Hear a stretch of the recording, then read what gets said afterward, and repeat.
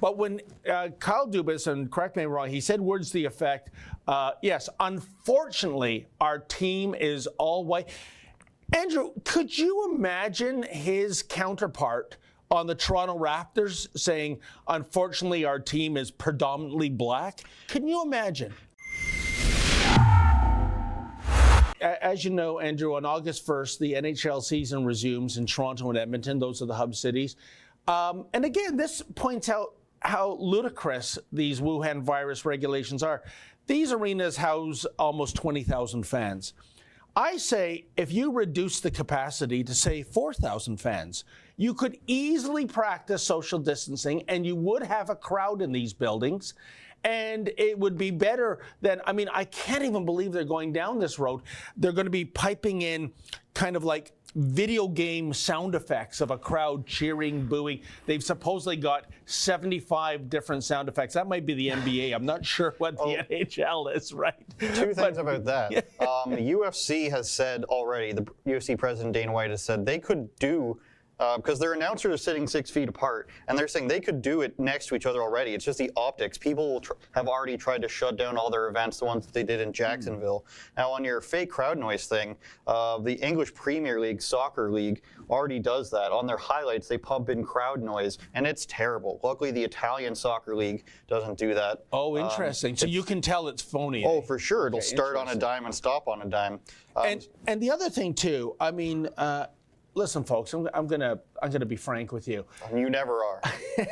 I don't know if I'm going to realize one of the goals of my life, something on my bucket list. I don't know if I'm going to live long enough to see the Toronto Maple Leafs actually win a Stanley Cup. Say that. It's been more than a half a century, and right now, you know, the odds look good at certain points. They made it to the semifinals in 93, 94, I believe 2002.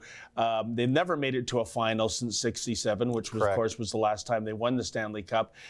When you watch the footage of the Stanley Cup parade, first of all, it's in black and white. Secondly, there's no landmarks like the CN Tower.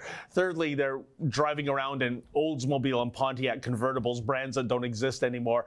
It's surreal. But that's not the reason they're making it hard for me to remain a fan.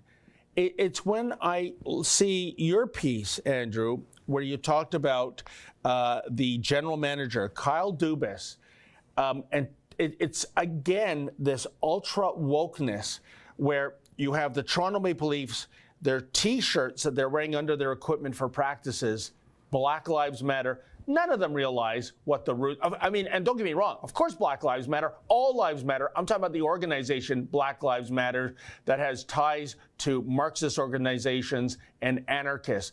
You know, that is something that should not be. They are a Marxist organization. Of course. But when Kyle Dubas, and correct me if I'm wrong, he said words to the effect, yes, unfortunately, our team is all white.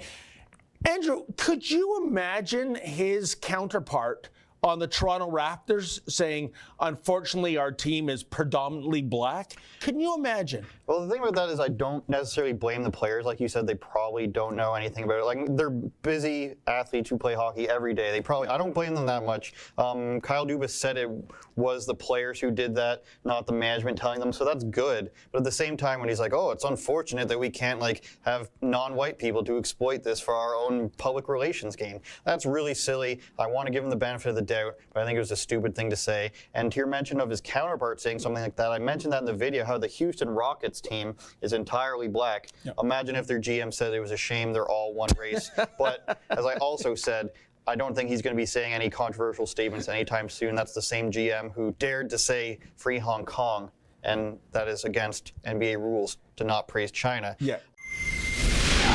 That's an excerpt from a daily live stream show that I do every day at 12 noon Eastern Time. I talk about the stories of the day, play some fun videos, and most importantly, I take your questions and comments in what YouTube calls a super chat. If you like that, please tune in live. It's way more fun that way. You can join the conversation. And every day at 8 p.m., I have a special produced show with a whole monologue, and I interview guests, and I read my fan mail and my hate mail. You can learn more about both my daily live show and the nightly premium show at rebelnews.com.